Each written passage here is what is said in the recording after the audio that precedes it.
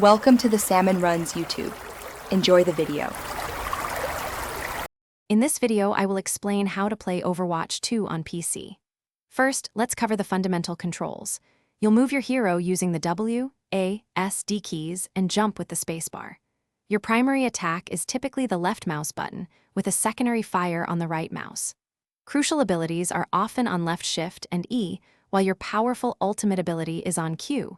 Remember to reload with R and use V for a quick melee attack. You can always customize these to your preference in the Settings menu. Overwatch 2 features a 5 vs 5 team structure, with 1 tank, 2 damage, and 2 support heroes. Tanks lead the charge, soaking up damage and creating opportunities for the team, benefiting from 30% reduced knockbacks. Damage heroes, often called DPS, aim to secure eliminations, gaining a burst of movement and reload speed after each takedown. Support heroes keep everyone alive and provide utility, automatically healing themselves over time. Understanding these roles is key to team success. Overwatch 2 offers several exciting game modes, each with distinct objectives.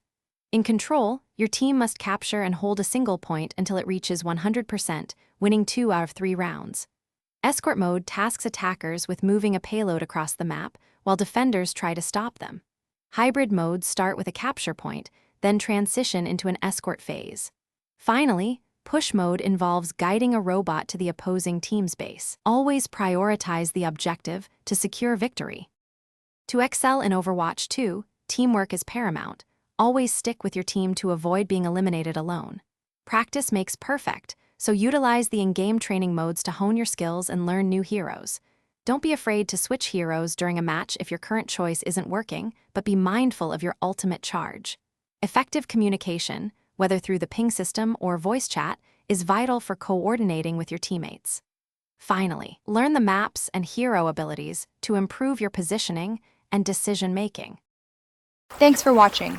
Consider subscribing if we helped you.